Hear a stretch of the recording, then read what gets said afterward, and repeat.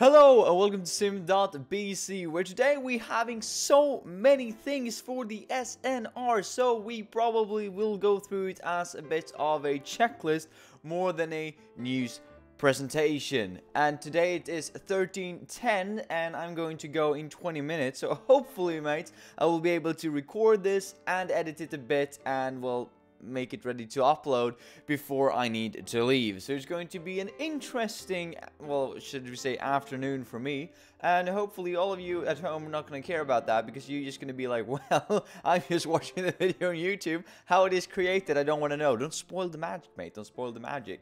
Invested in a new water bottle for once. You know, all of that capital investment in the channel, showing the commitment for the long term, you know, for the long run. And today maybe I will show it to one of my friends. Gonna show off to, well, not just one of my friends, but a couple of mates here in real life, and actually show off the channel, which will be a big step for me, since I have tried my best to hide it over the last 6 months. So that's going to be all good, that's going to be all great. It's going to be a first, and it's probably going to be included in the next SNR if that is happening. And the SNR, of course, is the Saturday news recap, is what I am talking about. But mates, that is not why you're here, in order to get all of them informations. No, you're here because you want to hear about some news. So, I'm going to start with mentioning two things, right? The first one is you should totally check out the Game Theorist's latest video on the Tide Pod Challenge Exposed. It's a great video for how to apply source critique and view things in context. And the idea that PewDiePie took up a year ago, I think, approximately a year ago now, when the apocalypse hit, that context do matter. I'm gonna leave a link in the description down below for that video. The second thing I'm going to mention is that, well, the BBC news that we were talking about last week about Uber and Google was settled. Yeah, I know. I was saying that it probably was going to take weeks, maybe months even, to work out all of the indifferences between the two different companies. But apparently, the same day as I made that SNR, and I should probably have made like kind of an updated version or an update video just to include that. But what happened was that Uber and Waymo, that is represented by Google, settled on a deal which turned out to be Uber actually paying Google. Now, I'm not biased at all, but I thought it was going to go the other way around based on the objective info that we had. And yeah, it came out directly after last week's SNR, so that is why. But now we're getting into the real story of today before I go into, well, my news regarding the channel, because there is lots of things that has happened over the course of the weeks. But moving into, as I said, the international story. The real story here is that Instagram submits to Russian censorship demands, and it's the same thing as when I talked about Google in China a couple of weeks ago. The idea that, or rather, let's not get into the news story at hand. The news story is basically that there was this rich governmental, or this rich guy in Russia, that a rich corporation, a CEO of a company, I think, who was paying or incentivizing censorship in Russia, and said that through Russian law, Instagram and Google and Facebook needs to censor some things because it was politically insensitive material. Now, I am all for not censoring. I'm all for an open world, a free flow of information, because that will gain the consumer, because, you know, free flow of the market. However, some people are on the other side of the spectrum and say censor, censor, censor, censor, censor is for the good of the people, because how do you admit that a huge population, right, is going to have access to all of the information possible? Restrict that information access, and you can control your, well, what you say, population for the greater good of themselves. You're hiding, so you kind of protecting them from themselves. So there are two very different views there, and I obviously have one. Since I'm on YouTube, I have this idea of free information, transparency. That is all good, that is all great, that will probably make the best long-term solutions. However, many people doesn't agree with that. But the issue that is taking up in the article is yet again the dilemma of, should we censor or should we not censor? Because on one hand, it's all about Russian law, right? The Russian law says that if the politicians and if the government says that you should need to censor this, well, the government is basically the law, right?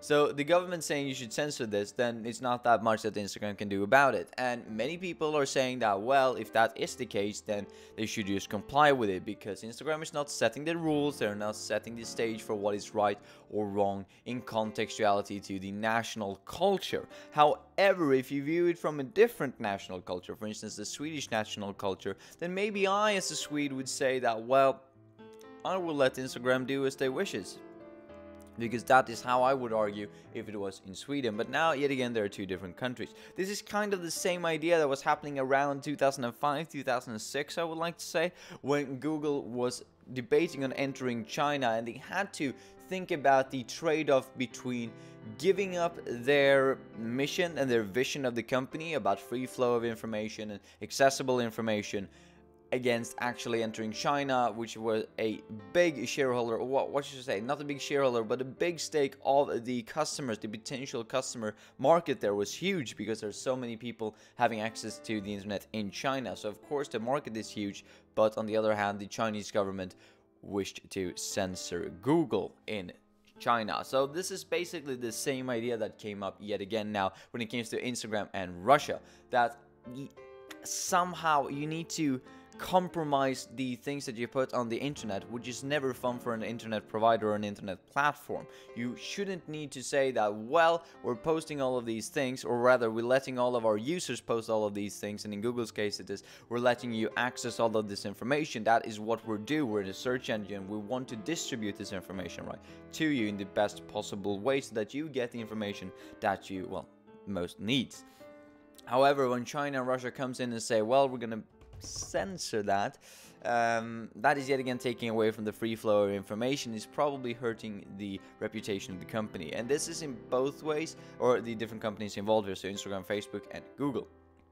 And this is kind of a double-edged sword, because if they don't comply, then they go against the laws yet again, which is not good. However, if they do comply, then they show that, well, our mission and vision isn't that good, or rather isn't that great. We're not actually catering to that much. We're actually catering more towards actually accessing that market instead of our own integrity as a company and our own corporate culture. So of course there's a trade-off to be made there, and no matter how much the founders or how much the people that are very passionate working at both Instagram, Facebook, and Google are, well, they have shareholders as well who would like to know about the profits, because that's probably one of the main things that they're interested in. However, one can argue that if you consider all of the stakeholders, actually following your corporate culture might be more beneficial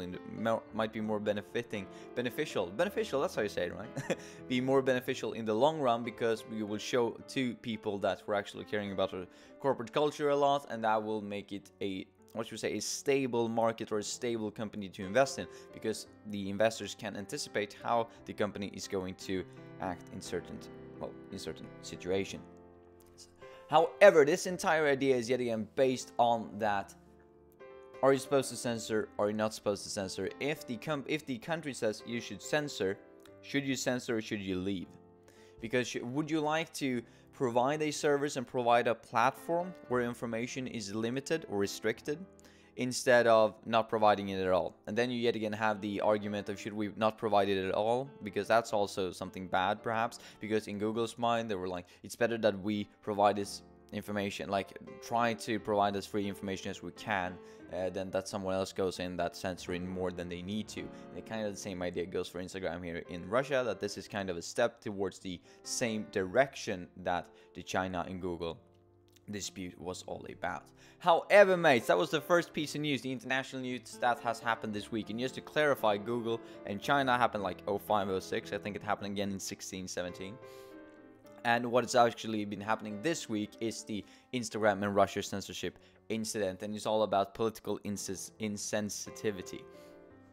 Moving on anyways to other things that has been happening in the week is that the H3 podcast covered Rhett and Link, or Good Mythical Morning, on their podcast. Yet again, there's going to be a link in that in the description, because I viewed it all the 2 hours and 8 minutes without actually thinking that I did, or rather, no, that's not true. I skipped the part when the host was talking about marketing for their sponsor or something. But the actual discussion that they had there was very valuable when it comes to people trying to make a living out of YouTube, because Rhett and Link, or Good Mythical Morning, has been around for a long time. When they were discussing their business as a whole, their YouTube channel, they were talking 4 years ago, 5 years ago, 6, 8 years ago even. Like, they were talking 06, that far back. And I thought that was really interesting to see how somebody who's been on the platform for that long and is still here have a certain perception of the platform, which I thought was very valuable, and it's totally something that I recommend that you should take into consideration or take part of when you think about making it on YouTube, how other people that has been on the platform for a very long time are talking about YouTube, and how they're connecting with YouTube, how they're communicating with YouTube, if they think if it's secure, if they don't think it's secure. Well, anyway, you have lots of that in the podcast, as I recommend. But now into some internal news then about the channel, because so many things has happened here today, and since I see that I'm kind of out of time already, I'm just going to go over them quite quickly. So this is going to be in a listed manner. So, made the first song with vocals, however it was in Swedish, but it was kind of a big thing for me as a creator to actually implement song a couple of weeks ago, realize that I can sing, and then redo it after I warmed up my voice and say that, it wasn't actually that bad. Now, it wasn't the best thing I've ever heard, but it wasn't that bad either. So I'm actually currently in the works of making a English version, or not an English version, but then a song with English vocals. So that's going to be all good, all great. I'm trying to keep this mentality or this idea of only make one song at a time, because otherwise I'm having so many ideas of what I want to do and then none of them will get finished. So this is the one that I'm going to potentially work on over the course of the week. Signed my first music contract-ish. That sounds so much better than it is. I signed the agreement at something called STEM, which is basically the idea that I can license my own music, and if somebody else is playing the music, I have the rights to get a compensation because they're using my material. However, they contract, so it's actually yet not fulfilled, but I have signed it and I've sent it in, so that's really amazing for me. It's kind of a big step towards actually making music. And a big incentive to doing it as well, me knowing that, well, it's going to be my music, I'm going to have the license for what I've done. Might sound really strange and really stupid, but still, it's a thing that you need to do, all the legal stuff. Sim.bc have a Skype because I not accidentally, but I had to create one in order to check my old Skype idea on the Skype that I've had for years, because it was all about an interview that's coming up on Monday. So that was all fine, all done. It was kind of interesting too. So I thought that why not create a Sim.bc Skype instead of just creating a random Skype to check my own. So now Sim.bc have a Skype. Probably, I don't know what I'm going to do, if I'm going to leave like the contact information for it in the description below on every video, or how I'm going to do it, or if I'm going to refer to that when I want to talk to someone regarding the company internationally. We'll see, but at least Censorship have a Skype, which I thought was kind of interesting. Yet again, a move towards the business side of the platform. Copyright dispute. Oh yeah, this was interesting actually, and this is the last part.